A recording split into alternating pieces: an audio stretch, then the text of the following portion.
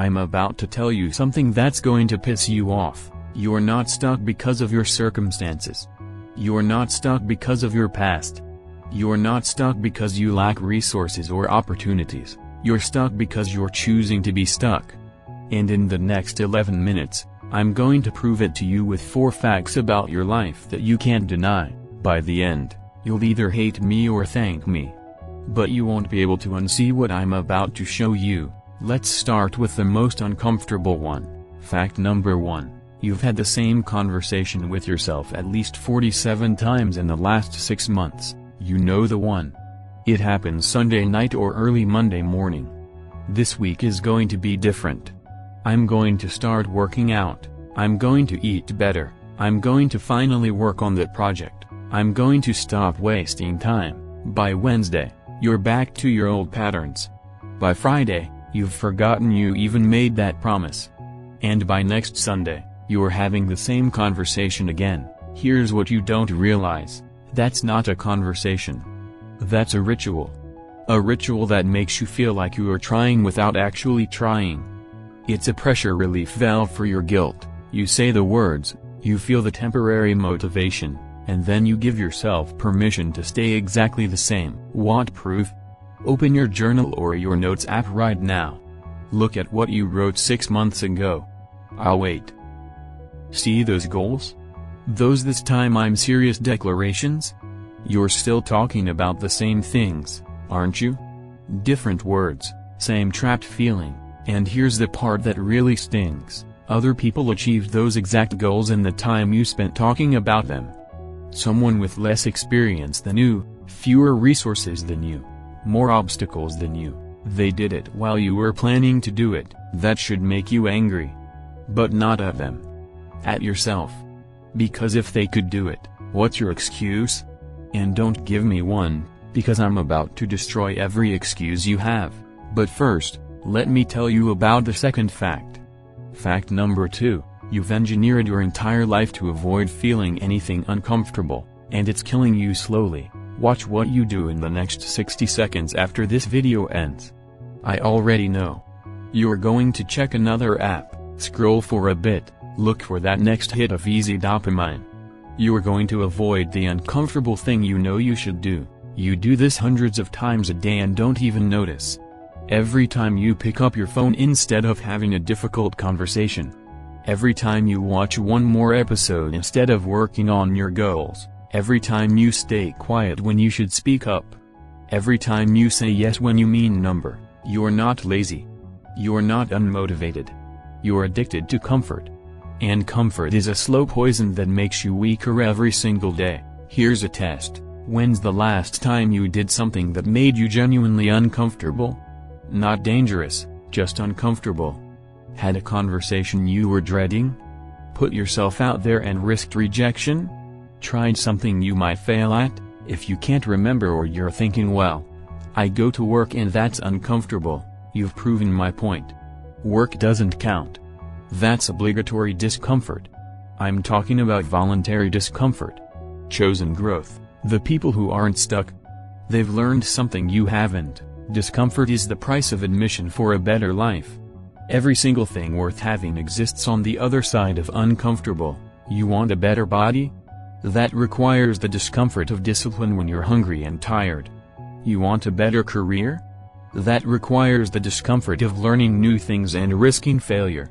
You want better relationships? That requires the discomfort of vulnerability and honest communication, but you've spent years training yourself to avoid discomfort at all costs. You've become so soft that even minor inconveniences feel like major obstacles. Your comfort zone has shrunk so small that you're basically living in a prison cell and calling it safety, and every day you stay comfortable, that cell gets smaller. The things you used to do easily now feel impossible. You're not stuck. You're atrophying. Still with me? Good.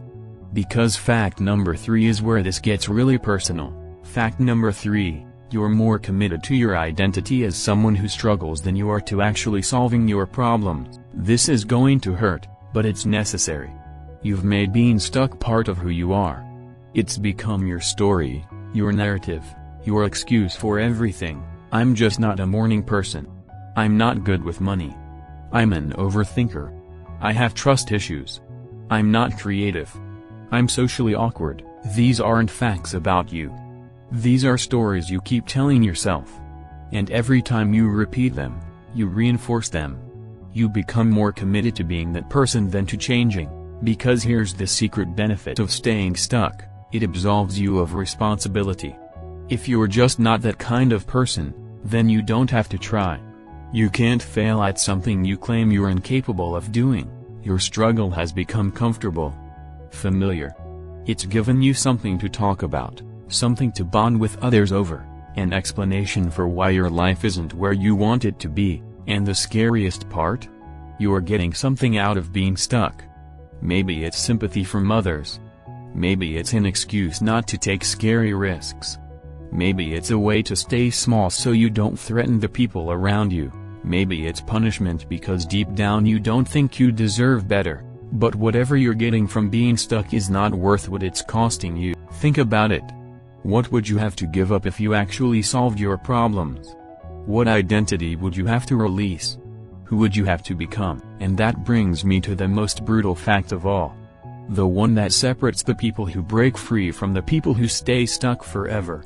Fact number 4. You already know exactly what you need to do, and you're choosing not to do it. Stop.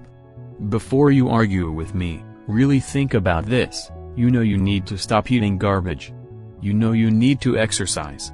You know you need to have that difficult conversation. You know you need to set boundaries.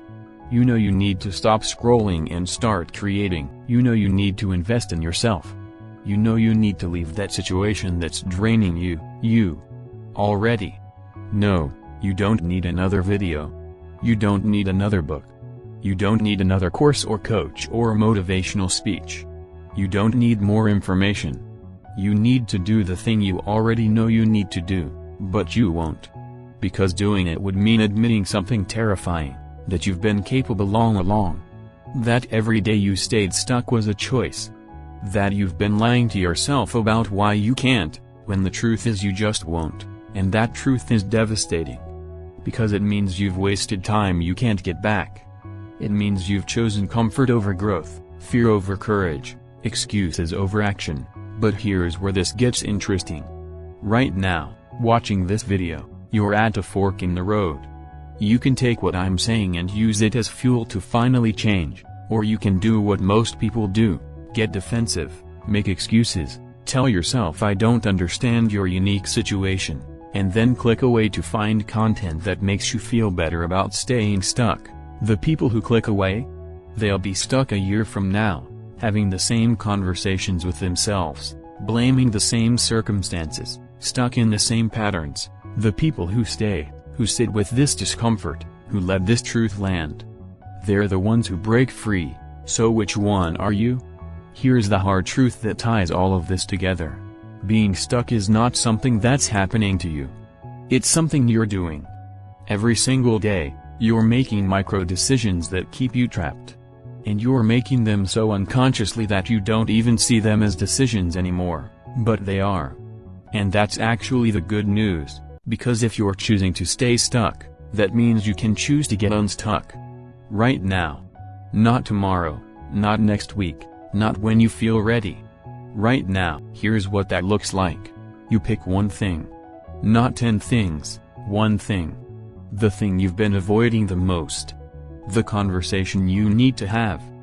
The habit you need to start. The boundary you need to set. The project you need to begin, and before you go to bed tonight, you do it. Not perfectly. Not completely. You just start. You take one action that scares you. One action that your stuck self would never take. Then tomorrow, you do it again. And the next day. And the next. Not because you feel like it. Not because you're motivated. Not because the conditions are perfect. But because you've decided that being comfortable and stuck is no longer an option. The version of you that's watching this video right now has a choice. You can close this, go back to your scroll, and pretend like nothing happened. In 6 months, you'll still be stuck, probably watching another video just like this one, looking for the magic answer that finally makes sense. Or you can let this be the moment. The moment you stop lying to yourself. The moment you stop choosing comfort over growth. The moment you stop being committed to your story about why you can't and start being committed to proving that you can. 1 year from now, you're either going to wish you started today, or you're going to be grateful that you did. So I'll ask you one more time, which one are you going to be? Drop a comment and tell me the one thing you're going to do today. Don't just watch this and do nothing. That's what stuck people do. Prove to yourself and to me that you're ready to change, and if this video made you uncomfortable, good. Share it with someone else who needs to hear it. Sometimes the truth hurts, but it's the only thing that sets you free. I'll see you in the next one. Or I won't, because you'll be too busy actually doing the work instead of just watching videos about it.